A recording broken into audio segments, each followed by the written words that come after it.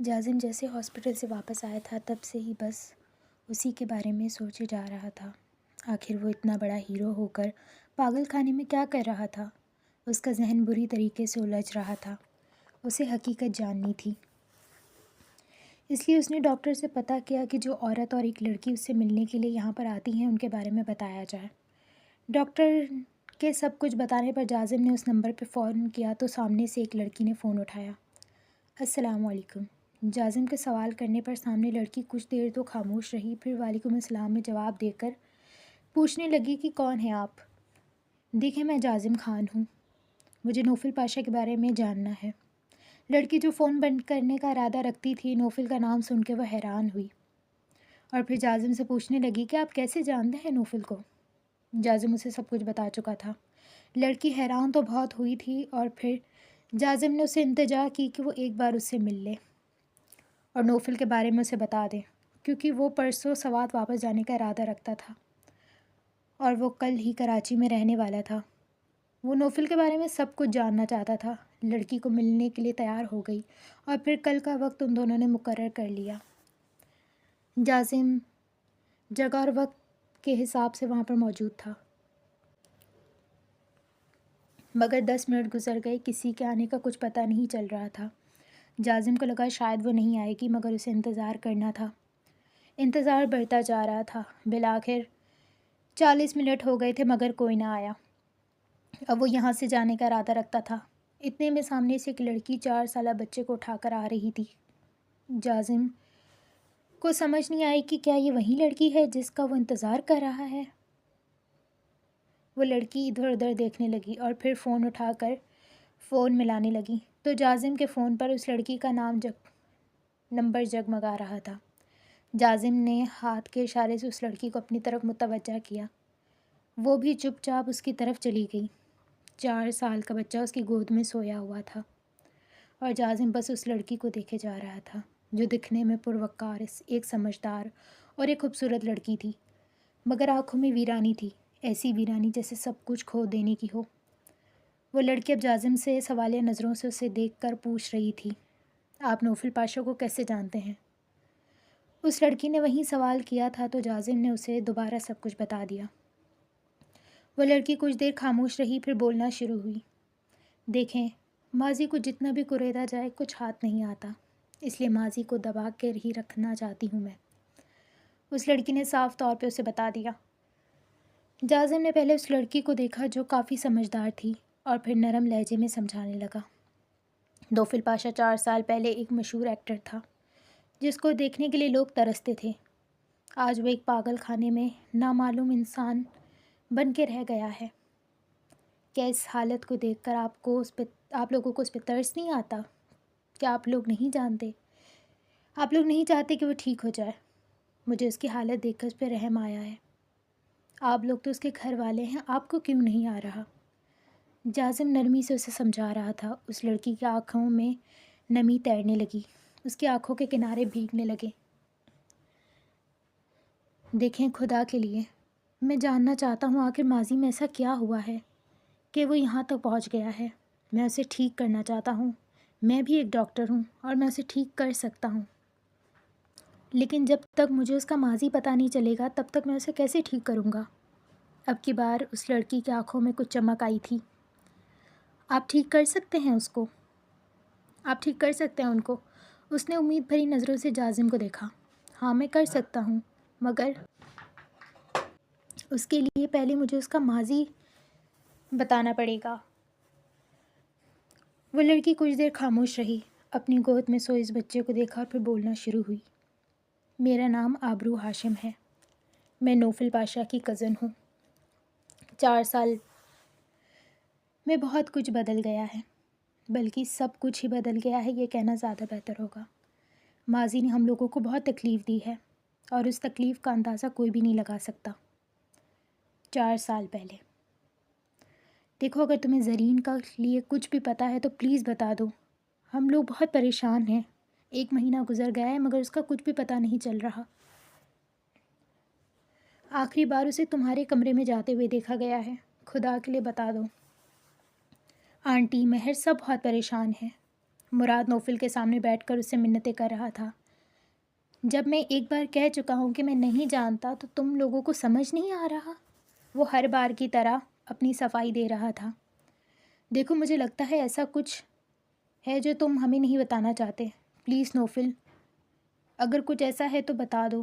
مگر نوفل نے ایک ہی بات کی تھی کہ میں نہیں جانتا۔ اس 1 مہینے میں ارسلان نے نوفل سے کوئی رابطہ نہیں کیا تھا، نہ نوفل نے ارسلان سے۔ آخری بار ان کی جو کمرے میں بات ہوئی تھی وہیں بات ہوئی تھی۔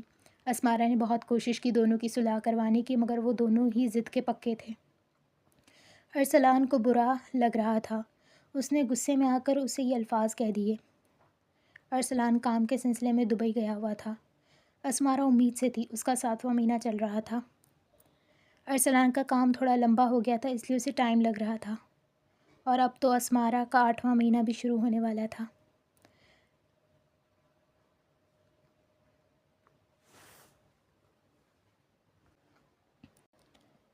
جب نوفل نیند سے اٹھا تو 20 سے 30 گھر سے مس کالز آئی ہوئی تھیں۔ پہلے تو وہ گھبرایا، پھر کچھ سوچتے ہوئے اس نے فون ملایا۔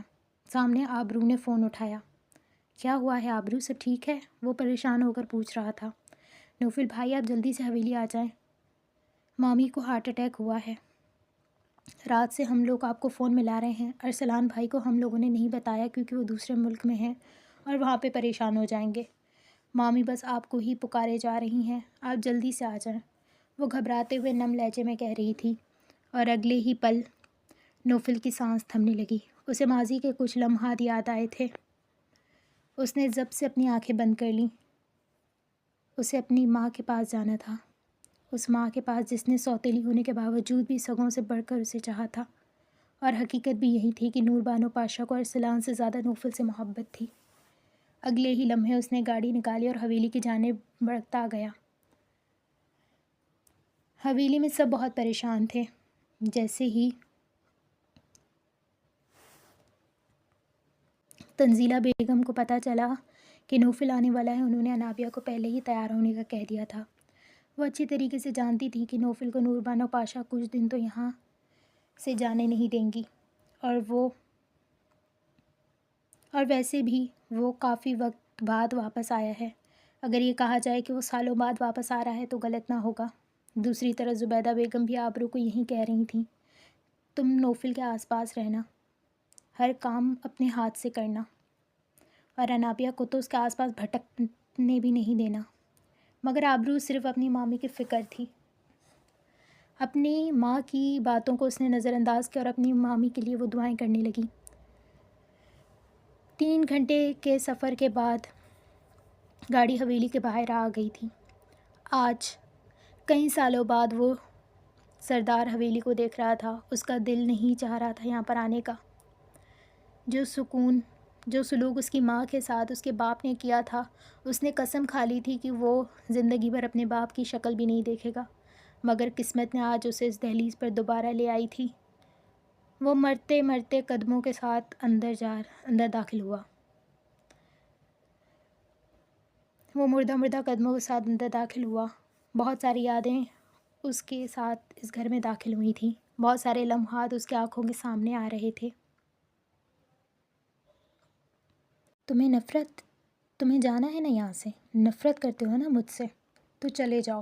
ویسے بھی میں تو چاہتا بھی نہیں تھا تم اس دنیا میں آؤ، لیکن اس عورت نے میری بات ایک بار بھی نہیں مانی اور تمہیں پیدا کر کے خود اس دنیا سے چلی گئی۔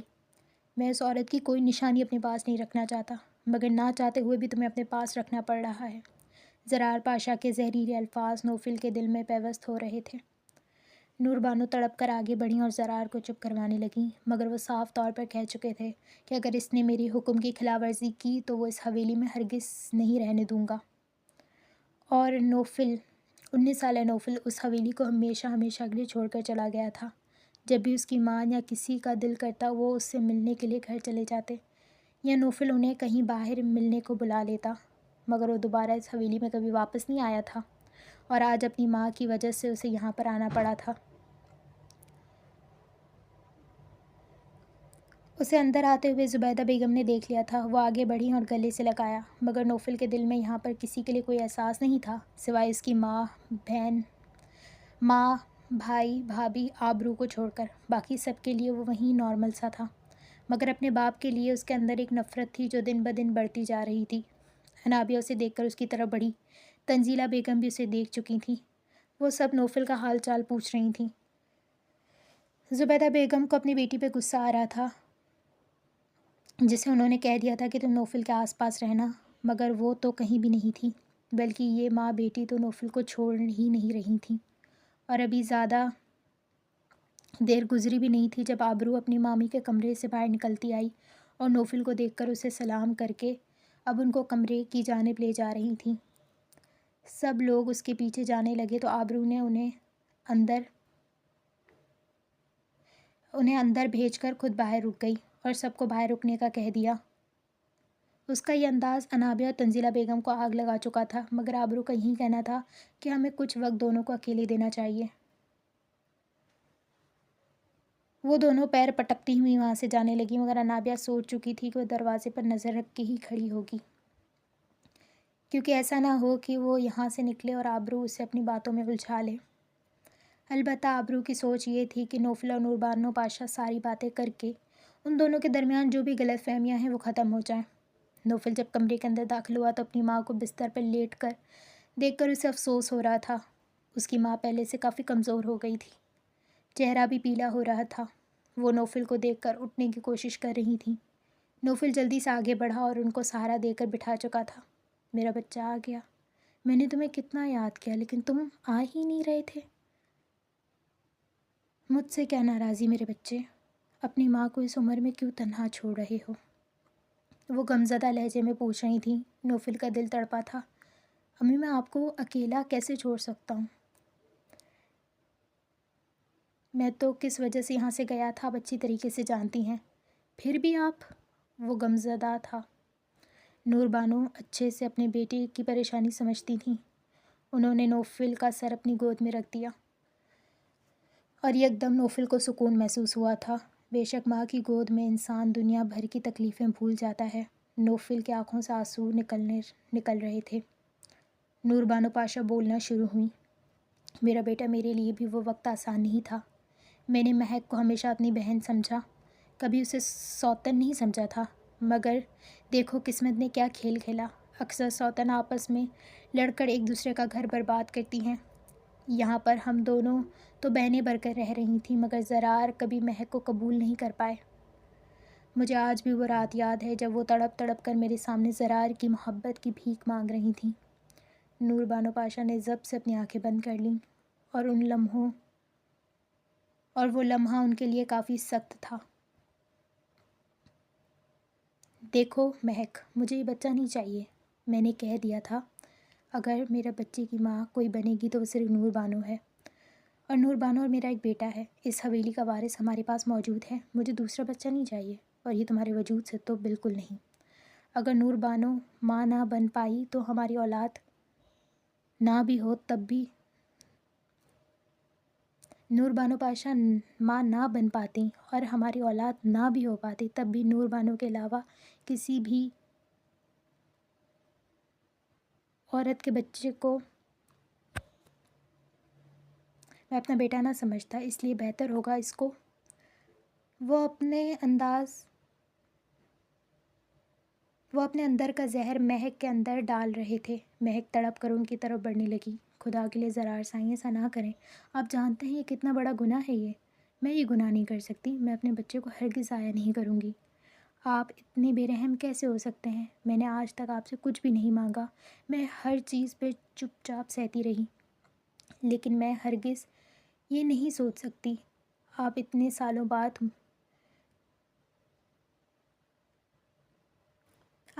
سالوں بعد بھی اپنی نفرت میرے لیے بدل نہیں پائے۔ میں نے سوچا تھا کہ جب آپ کو یہ خوشخبری سناؤں گی تو آپ خوش ہو جائیں گے، لیکن آپ تو مہک کی آنکھوں میں بے یقینی تھی۔ دیکھو مہک، مجھے یہ بچہ نہیں چاہیے، میں تم سے کہہ چکا ہوں، لیکن مجھے چاہیے۔ بہت ہو گیا آپ کا، ہر بار آپ کی ہر بات سر جھکا کر مان بیٹھی ہوں تو کیا کمزور سمجھا ہے میں؟ زرار پاشا میں کبھی کمزور نہیں تھی، لیکن ہمارے خاندان کا رواج ہے کہ عورتیں مرد کے سامنے بات نہیں کرتی۔ میں اس لیے چپ رہی، لیکن کیا آپ نے مجھے کمزور سمجھ لیا؟ میں زندگی بھر آپ کے نام پہ بیٹھی رہی۔ جب مجھے پتہ چلا کہ آپ نے شادی کر لی ہے، آپ جانتے ہیں میرے دل پہ کیا گزری تھی؟ نہیں، آپ نہیں جانتے، آپ نہیں سمجھ پائیں گے، کیونکہ آپ کی من پسندیدہ بیوی آپ کے پاس ہے۔ لیکن مجھے تب بھی کبھی اس سے کوئی حسد یا جلن محسوس نہیں ہوئی تھی۔ میں نے قسمت کا لکھا سمجھ کے قبول کر لیا۔ میں ساری زندگی آپ کے نام پہ بیٹھنے کو تیار تھی۔ پھر جب قسمت نے ہم دونوں کو دوبارہ ایک کر دیا تو میں سوچ میں پڑ گئی کہ شاید قسمت مجھ پہ مہربان ہو گئی ہے۔ میری دعاؤں کا صلہ مجھے آپ کی صورت میں مل رہا ہے۔ شادی کے بعد آپ کا یہ رویہ میں نے برداشت کیا، آپ کے طعنے میں نے برداشت کیے، باہر کا غصہ آپ مجھ پہ اتارتے تھے۔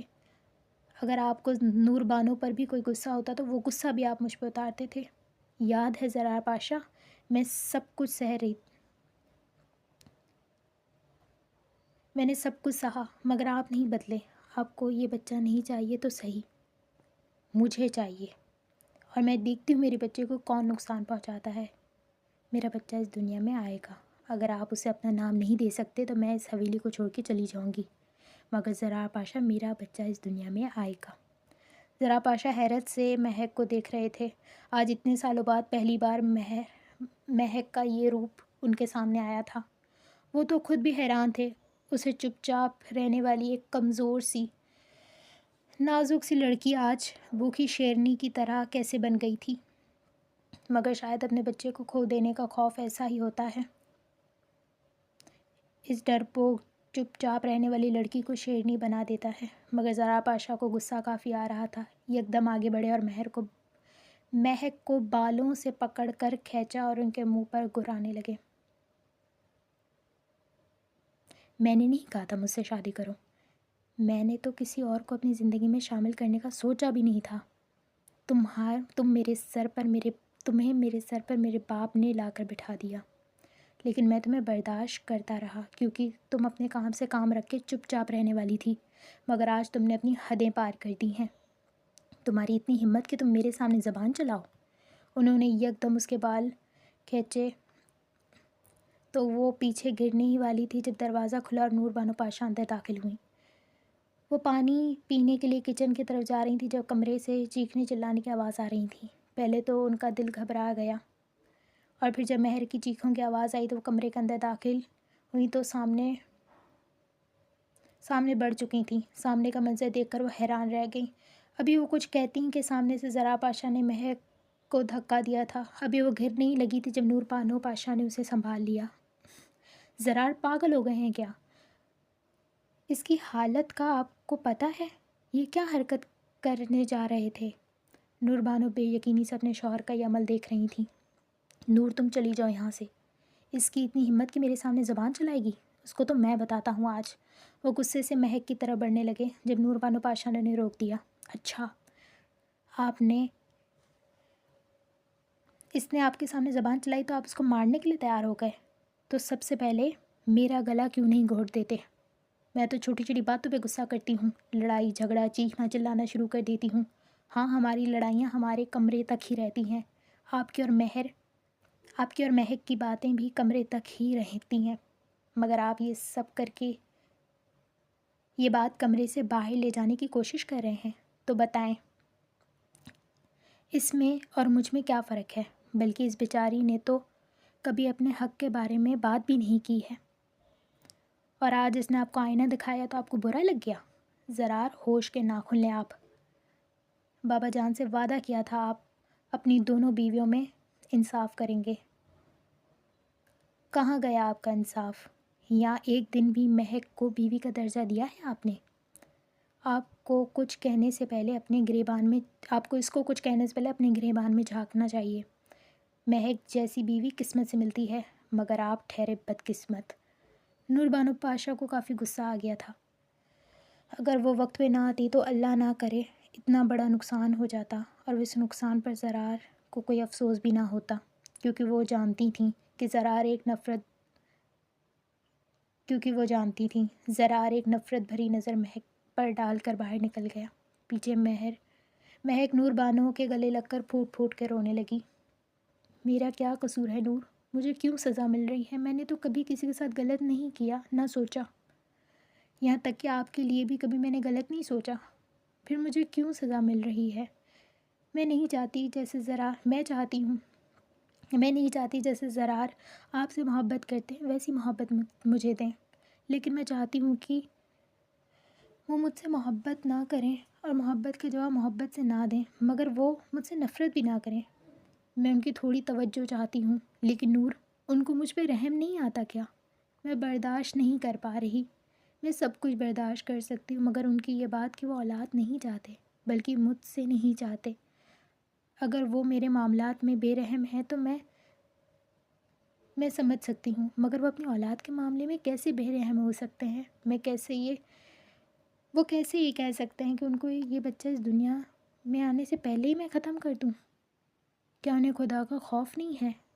یہ قتل کے برابر ہے. اور وہ چاہتے ہیں کہ میں قتل کروں. میں نہیں کر سکتی نور.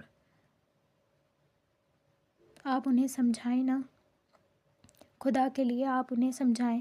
وہ یہ ہرگز نہ کریں. میرے لیے ناممکن ہے. میں ہرگز اپنی اولاد کو ختم نہیں کر سکتی. وہ روتے ہوئے سسکتے ہوئے نور بانو پاشا سے التجا کر رہی تھیں. ان کو سمجھائیں نا کہ وہ مجھ پہ رحم کیوں نہیں کرتے. خدا کے لیے نور انہیں سمجھائیں. آپ سے تو محبت کرتے ہیں نا، آپ کی تو ہر بات مانتے ہیں. خدا کے لیے انہیں یہ بات سمجھائیں. میں اتنا بڑا گناہ نہیں کر سکتی. وہ نور بانو کے سامنے ہاتھ جوڑ چکی تھیں، یہاں تک کہ وہ ان کے پیر پڑنے کو بھی تیار تھیں. نور بانو نے تڑپ کر مہک کو اپنے سینے سے لگایا تھا. مہک، پاگل ہو گئی ہو کیا کر رہی ہو یہ؟ میں سمجھاؤں گی انہیں. تم ہرگز ایسا کوئی کام نہیں کرو گی جو وہ کہیں گے. آئی تمہیں سمجھ؟ اپنے حق کے لیے آواز اٹھاؤ. اب تم اکیلی نہیں ہو، تمہارے ساتھ ایک اور وجود بھی اس دنیا میں آنے والا ہے. اپنے لیے نیاز سے ہی اس کے لیے لڑنا سیکھو. جو مرتبہ، جو حق میرا زرار اور اس گھر پہ ہے، وہی حق تمہارا بھی ہے. تم بھی وہی رتبہ رکھتی ہو جو میں رکھتی ہوں. وہ مہک کو گلے لگا کر سمجھا رہی تھی. مہک بس ہاتھ جوڑے ان سے التجا کر رہی تھی، اس بچے کے لیے التجا کر رہی تھی. وہ ان کے سامنے جھولی پھیلانے کو بھی تیار تھیں، زرار کی محبت کی اور ان کے بچے کے لیے، اور اس بچے کے لیے مہک پاشا پاؤں پڑنے کو بھی تیار ہو گئی تھیں. نور بانو پاشا نے سختی سے اپنی آنکھیں کھول دیں. وہ نوفل کو سب کچھ بتا رہی تھیں. نوفل کی آنکھیں نم ہو رہی تھیں. نور بانو پاشا اچھے سے جانتی تھی کہ نوفل اپنے باپ سے بہت نفرت کرتا ہے. اس کی نفرت کرنا جائز بھی تھی، کیونکہ جو تکلیف انہوں نے اس کی ماں کو دی تھی وہ کم تکلیف نہیں تھی. اگر آج وہ ایسا بن گیا ہے تو اسے بنانے کے پیچھے بھی سب سے بڑا ہاتھ زرار پاشا کا تھا. وہ ہمیشہ ارسلان کو نوفل پر فوقیت دیا کرتے، مگر نور بانو پاشا کو نوفل زیادہ عزیز تھا. گزرے لمحات نوفل کے آنکھوں کے سامنے آ رہے تھے. وہ اتنا چھوٹا نہیں تھا جو اپنی ماں پر ہوتا ہوا ظلم نہ سمجھ پاتا. وہ 8 سال کا تھا جب اس کی ماں کا جنازہ اس کے سامنے رکھا ہوا تھا. ارسلان روتے ہوئے مہک بیگم کے جنازے سے لپٹا ہوا تھا. نوفل کی آنکھیں نم تھیں. جب نظر زرار پاشا پر گئی تو نمی کی جگہ غصے نے لے لی تھی. کتنے بے حس آدمی تھا. اپنی بیوی کی موت پر کونے میں کھڑا ہو کر سگریٹ پی رہا تھا. دکھ غم تو دور کی بات، ان کے چہرے پر کوئی افسوس بھی نہیں تھا. اگر اتنا عرصہ ہم کوئی جانور بھی اپنے پاس پالیں تو ہمیں اس سے بھی محبت ہو جاتی ہے. یہ تو جیتی جاتی انسان تھی، مگر اس آدمی نے بے حسی کی حد کر دی تھی. ان 8 سال میں اس نے اپنی ماں کو ہمیشہ اپنے باپ کے ہاتھوں ذلیل ہوتے ہوئے ہی دیکھا تھا. ڈائننگ ٹیبل پر اس کی ماں نے کبھی بیٹھ کر کھانا نہیں کھایا تھا. ایک بار تو نور بانو پاشا بھی غصے سے اٹھ گئی تھیں، اور ان کا یہی کہنا تھا اگر مہک یہاں پر بیٹھ کر نہیں کھائے گی تو وہ یہاں پر نہیں آئیں گی. زرار اپنی محبوب بیوی کو ہرگز ناراض نہیں کر سکتے تھے، اس لیے نہ چاہتے ہوئے بھی انہیں مہک کا وجود برداشت کرنا پڑ رہا تھا. انہیں لگا تھا کہ باپ کے مرنے کے بعد وہ آسانی سے مہک سے جان چھڑوا سکتے ہیں، مگر وہ نہیں جانتے تھے کہ نور بانو مہک کا سارا بن جائیں گی. انہوں نے تو سنا تھا کہ سوتن ایک دوسرے کی دشمن ہوتی ہیں، مگر یہاں تو الٹی گنگا بہہ رہی تھی. یہاں دشمن چھوڑو بہن بن کر رہ رہی تھیں. ان 8 سالوں میں اس نے بہت ساری مار اپنے باپ کے ہاتھ سے کھائی تھی. پہلے اسے مہک بیگم بچاتی تھیں اور پھر 15 سال کا ہوتے ہی نور بانو پاشا بچا رہی تھیں، مگر نوفل اب ہر وہ کام کرتا تھا جس سے اس کے باپ کو تکلیف ہوتی تھی۔ پتہ نہیں کیوں مگر اسے اپنے باپ کو تکلیف دے کر نوفل کو سکون محسوس ہوتا تھا۔ زرار نے جب ارسلان کی شادی آبرو یا نابیہ سے کرنے کا سوچا تھا تو اس نے صاف طور پر انکار کر دیا۔ پھر ان کے پاس ایک ہی راستہ تھا نوفل کو منانے کا، مگر نوفل اب کوئی چھوٹا بچہ تو تھا نہیں جو مار کر اچھے طریقے سے اپنی بات منوا لیتے، اپنے طریقے سے ان کی بات منوا لیتے۔ وہ ایک 19 سال کا لڑکا بن چکا تھا، لیکن دکھنے میں وہ 25 سے 26 سال کا لگ رہا تھا۔ ہٹا کھٹا ایک بہت ہی پرکشش مرد بن چکا تھا۔ زرار نے نوفل سے یہ کہا کہ اس کی شادی خاندان میں ہی ہوگی، یا تو وہ آبرو سے شادی کر لے یا نابیہ سے، مگر اسے اس خاندان میں ہی شادی کرنی ہوگی۔ اور نوفل نے تو قسم کھا لی تھی کہ وہ اپنے باپ کی کوئی بات نہیں مانے گا۔ اس نے صاف طور پر انکار کر دیا۔ زرار پاشا کو یہ چیز برداشت نہیں ہوئی۔ ارسلان نے جب اسمارا سے شادی کی خواہش ظاہر کی تو نور بانو اور زرار نے کچھ نہیں کہا۔ البتہ تنزیلہ بیگم، زبیدہ بیگم نے کافی واویلا مچایا تھا، مگر اپنی محبوب بیوی کے بیٹے کی باری تھی تو وہ چپ کروا گئے تھے اور ان کی خوشی میں خوش ہو گئے تھے، مگر اب اس کو نوفل کی یاد آ رہی تھی۔ میں نہیں کروں گا، اس نے صاف طور پر منہ پر انکار کر چکا تھا۔ تمہارے پاس کوئی راستہ نہیں ہے، تمہیں شادی کرنی ہوگی۔ میں تمہیں چوائس دے رہا ہوں، تم دونوں میں سے کسی سے بھی کر سکتے ہو، مگر تمہیں شادی خاندان میں ہی کرنی ہوگی۔ وہ ابھی بھی اپنی بات پہ ڈٹے ہوئے تھے۔ نوفل نے دور بیٹھی اپنی ماں پر نظر ڈالی جو بے بسی سے اپنے بیٹے کو یوں اپنے سامنے دیکھ رہی تھی، مگر نوفل نے دوبارہ انہیں انکار کیا تو انہوں نے کہا کہ پھر میری حویلی سے دفع ہو جاؤ۔ اگر میری بات نہیں مان سکتے تو یہاں پہ رہنے بھی نہیں دوں گا۔ وہ اپنا فیصلہ سنا چکے تھے اور نور بانو پاشا اپنے دل پر ہاتھ رکھ چکی تھیں۔ زرار، آپ اپنے جوان بیٹے کو کیوں خود سے الگ کر رہے ہیں؟ یہ لوگ ہی تو آپ کے بڑھاپے کا سہارا ہیں، کیوں ایسا کر رہے ہیں؟ وہ بے بسی سے اپنے شوہر کو سمجھا رہی تھیں۔ ہاں تو ارسلان ہے نا ہمارے بڑھاپے کا سہارا۔ مجھے ارسلان پہ فخر ہے، وہ میرا بیٹا ہے، مجھے کسی اور کی ضرورت نہیں ہے۔ اگر اسے ترس کھا کے اس حویلی میں رکھا ہوا ہے تو اسے میری بات بھی ماننی ہوگی، ورنہ میری بلا سے بھاڑ میں جائے۔ ان کا لہجہ اتنا سخت تھا کہ ایک پل کے لیے نور بانو پاشا کا دل کانپا تھا۔ جی بالکل، آپ کا بس چلے، جیسے میری ماں کو آپ نے مار دیا ویسے آپ مجھے بھی مار دیں، بلکہ آپ نے تو مجھے اس دنیا میں آنے ہی نہیں دے رہے تھے۔ وہ تو نور امی نے ان کا ساتھ دیا تھا، ورنہ آپ تو مجھے تبھی مار چکے ہوتے۔ آج نوفل بھی پورے حساب و کتاب برابر کرنے کا ارادہ رکھتا تھا۔ میں تو چاہتا ہی نہیں تھا کہ تم اس دنیا میں آؤ، اور تم یہ بات کر رہے ہو کہ تمہاری ماں کو میں نے مارا؟ خود سیڑھیوں سے گر کر مر گئی تھی اور جاتے جاتے تمہیں میرے سر پر ڈال کر گئی۔ وہ نفرت ہے مجھے تمہاری ماں سے اور تم سے۔ اگر یہاں رہنا ہے تو میری بات ماننی ہوگی، ورنہ نکلو یہاں سے۔ وہ دوبارہ اپنا فیصلہ اس پر ڈال چکے تھے۔ نوفل کچھ دیر کے لیے خاموش رہا، پھر اپنی ماں کی طرف بڑھنے لگا۔ نور بانو بس روتی جا رہی تھیں۔ امی، میں یہاں سے جا رہا ہوں، اس بے حس آدمی کے گھر میں ایک پل اور نہیں ٹھہر سکتا۔ آپ بے فکر رہیں، آپ مجھ سے، ارسلان بھائی سے، میں آپ سے اور ارسلان بھائی سے کوئی تعلق نہیں توڑوں گا، بلکہ میرا یہاں پہ کسی سے کوئی تعلق نہیں ٹوٹے گا اس بے حس آدمی کو چھوڑ کر۔ وہ ایک نفرت بھری نظر زرار پاشا پہ ڈال کر باہر کی طرف نکل گیا۔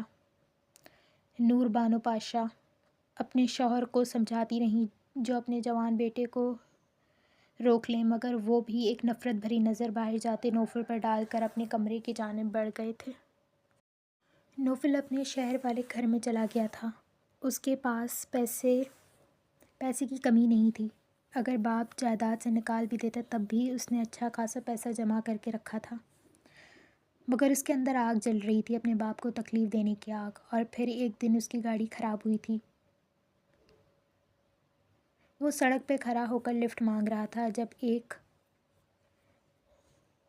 45 سے 50 سال کا آدمی اپنی گاڑی روک کر اس کو دیکھ رہا تھا۔ نوفل پہلے تو الجھن کا شکار ہوا، پھر پوچھنے لگا، کیا ہوا ہے، ایسے کیوں دیکھ رہے ہو؟ پھر اس آدمی نے اسے بتایا کہ وہ ایک فیمس ڈائریکٹر ہے، اور نوفل اس کی اگلی فلم کے لیے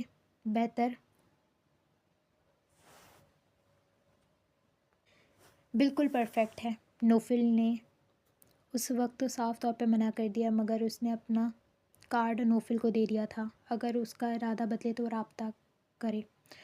اور گھر جا کر جب نوفل نے اس بارے میں سوچا تو اسے پتہ چل گیا تھا کہ وہ اپنے باپ کو کس طرح سے تکلیف دے سکتا ہے۔ اس نے اگلے ہی دن اس ڈائریکٹر کو کال کر کے ہاں کہہ دی تھی، اور شہر میں رہتے رہتے اس کی دوستی مراد سے بھی ہو گئی تھی۔ مراد ایک اچھا انسان تھا اور ایک مخلص دوست تھا۔ جب اس نے مراد کو فلم کے بارے میں بتایا تو وہ بہت خوش ہوا تھا، اور پھر نوفل نے مراد کو یہ اپنا مینیجر بنا دیا تھا۔ وہ بہت مخلص تھا نوفل کے ساتھ۔ جب یہ چیز سردار حویلی میں پتہ چلی تو ایک الگ ہی قیامت برپا ہو چکی تھی۔ جب ٹی وی پر نوفل کا انٹرویو چل رہا تھا تو زرار پاشا کا چہرہ غصے کے مارے سرخ ہو چکا تھا۔ البتہ کسی کو کوئی مسئلہ نہیں تھا، کیونکہ ان کی اپنی زندگی تھی۔ وہ جیسے چاہے کسی کو کیا فرق پڑتا، وہ جیسے جیے کسی کو کیا فرق پڑتا۔ انابیہ تو اسے دیکھ کر ہی عاشق ہو گئی تھی۔ البتہ ابرو اپنے بھائی کے لیے بہت خوش تھی۔ زرار پاشا نے کافی بار ارسلان کو بولا تھا کہ وہ اسے سمجھائے، مگر ارسلان نے کہہ دیا تھا کہ بابا وہ کسی کی بات نہیں مانے گا۔ جو اس کے ساتھ ہوا ہے اس کے بعد تو اب اسے کسی کی بات ماننی بھی نہیں چاہیے اور نہ مان سکتا ہے۔ زرار پاشا نے نور بانو پاشا سے بھی کہا تھا، مگر ان کا بھی یہی کہنا تھا کہ وہ صرف مجھ سے اور اس گھر میں چند لوگوں سے ملتا ہے۔ اگر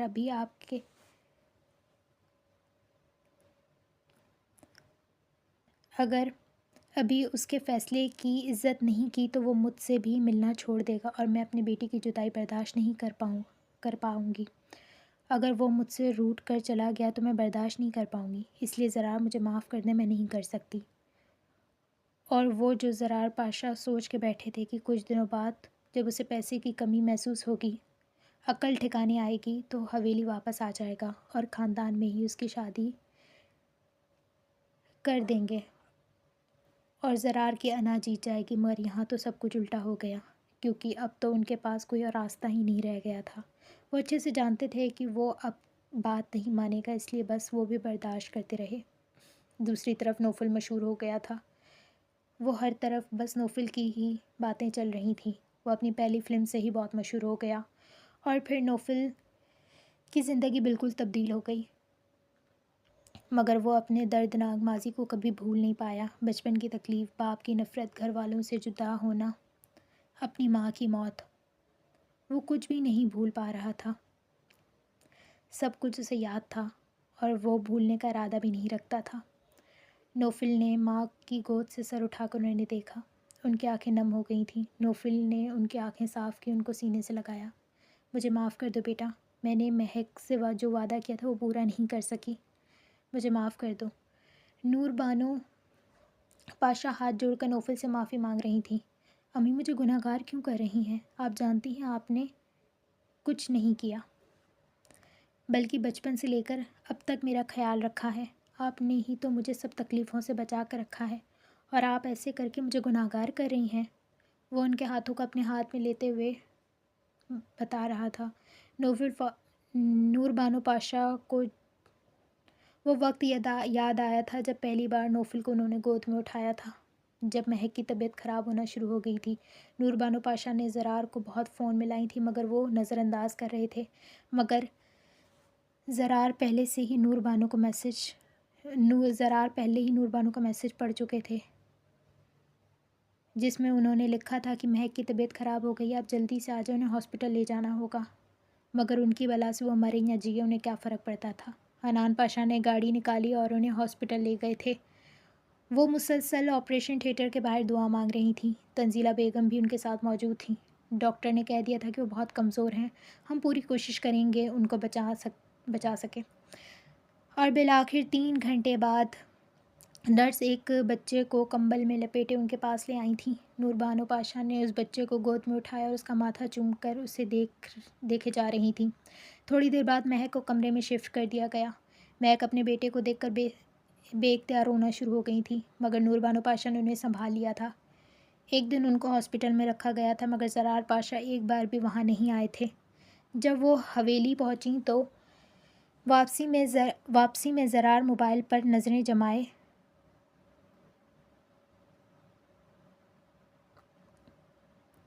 جب وہ حویلی واپس آئیں تو زرار پاشا نظریں موبائل دیکھے جا رہے تھے۔ جب سامنے سے ان لوگوں کو آتے دیکھا تو وہ ان کی طرف بڑھنے لگے۔ مہک کو لگا کہ شاید وہ اس کو گود میں اٹھائیں گے۔ اس بچے کو دیکھ کر ان کا دل ان کی طرف متوجہ ہوا ہے، یا اس بچے کی طرف، مگر وہ ان کی طرف آتے ہوئے نور بانو کا ہاتھ پکڑ کے اسے آگے کی طرف لے جانے لگے۔ زرار، آپ مہک کو تو دیکھیں اور اس بچے کو دیکھیں جو آپ کا ہے۔ نور بانو پاشا کو بہت افسوس ہوا تھا زرار کے اس رویے پر، مگر انہوں نے اس کی بات نظر انداز کی اور اس کا ہاتھ پکڑ کے اس کمرے کی جانب لے جانے لگے۔ پیچھے مہک بے آواز آنسو بہا رہی تھیں۔ کمرے میں پہنچ کر نور بانو پاشا افسوس بھری نظروں سے زرار کو دیکھ رہی تھیں۔ مجھے یقین نہیں آتا کہ میں نے اتنے بے رحم اور سخت انسان سے محبت کی تھی، جسے ایک انسان کی پرواہ تک نہیں ہے، وہ مرے یا جیے آپ کی بلا سے۔ آج مجھے سچ میں افسوس ہو رہا ہے، اپنی پسند پر افسوس ہو رہا ہے۔ نور بانو کے آنکھوں میں یقین ٹوٹنے کی کرچیاں تھیں۔ نور، تم ہی تو مجھے کہا کرتی تھی کہ تم مجھے کسی اور کے ساتھ دیکھ نہیں سکتی، تم مجھ سے اتنی محبت کرتی ہو کہ مجھے کسی اور کے ساتھ بانٹ نہیں سکتی، پھر ایسا کیوں کہہ رہی ہو؟ میں تو تمہارا ہوں نا، میں نے تو تم سے محبت کی ہے، تمہارے علاوہ کسی اور کو جگہ نہیں دے رہا، لیکن تم ایسا کیسے کہہ رہی ہو؟ زرار پاشا حیرت سے انہیں دیکھ رہے تھے۔ زرار، میں نے کہا تھا کہ میں آپ کو کسی اور کے ساتھ دیکھ نہیں سکتی۔ اگر مہک کی جگہ کوئی اور لڑکی ہوتی اور شاطر چالیں چلتی تو ہم دونوں کو الگ کرنے کی کوشش کرتی یا کچھ بھی ایسا کرتی تو ضرور میں آپ کو کہہ دیتی، لیکن ایک اچھی بیوی ہمیشہ اپنے شوہر کو اپنا رکھنا چاہتی ہے۔ مگر آپ مجھے بتائیں، بیچاری مہک نے میرا کیا بگاڑا؟ کچھ بھی نہیں کیا، بلکہ زندگی اس کی مشکل بن گئی۔ مجھے شرمندگی محسوس ہوتی ہے جب بھی اس کو دیکھتی ہوں۔ اگر میں اس کی جگہ خود کو رکھ کے سوچوں تو میرے ساتھ اگر ایسا ہوتا تو میں سچ بتاؤں زرار، میں مر جاتی، میں برداشت نہیں کر پاتی۔ مگر اس لڑکی کی برداشت ہے، بچپن سے اس لڑکی کو آپ کے نام پہ رکھا گیا ہے، بچپن سے آپ کے خواب دکھائے گئے ہیں، اور اچانک سے یہ کہہ دیا جائے کہ وہ تمہارا نہیں کسی اور کا ہے تو دل پہ کیا گزرتی ہے آپ سمجھ نہیں سکتے۔ میں اس تکلیف کا اندازہ لگا سکتی ہوں،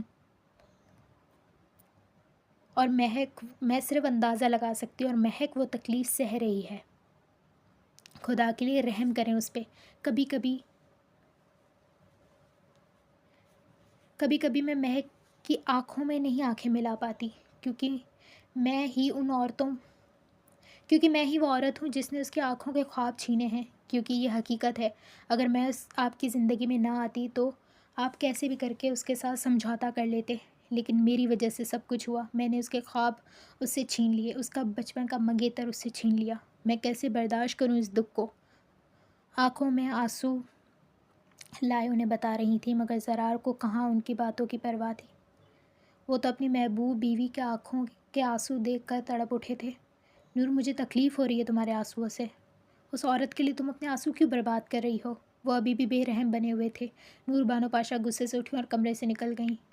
اور پھر نوفل نور بانو پاشا کو بہت عزیز ہو گیا تھا۔ وہ ارسلان سے زیادہ نوفل سے محبت کرتی تھیں، وہ دونوں، اور دوسری طرف مہک ارسلان کو زیادہ توجہ دیتی تھی۔ زندگی صحیح چل رہی تھی، مگر نوفل کا اپنے باپ کا رویہ اسے بہت تکلیف دیتا تھا۔ وہ پڑھائی میں بہت اچھا تھا، وہ ہر چیز میں پرفیکٹ تھا، مگر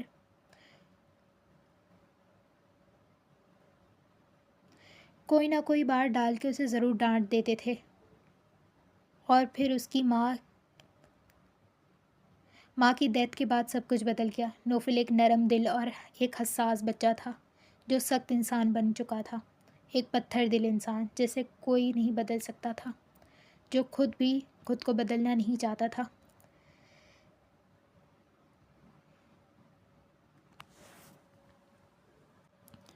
زندگی چلتی جا رہی تھی، بلکہ دوڑتی جا رہی تھی۔ وہ دونوں ماں بیٹے اس کمرے میں بیٹھ کر اپنے ماضی کو یاد کر رہے تھے، مگر ماضی سے بھی تکلیفیں دینے والا حال اور مستقبل تھا۔ مگر ماضی سے بھی زیادہ حال اور مستقبل ان کو تکلیف دینے والا تھا۔ یہ بات ان کو پتہ نہیں تھی۔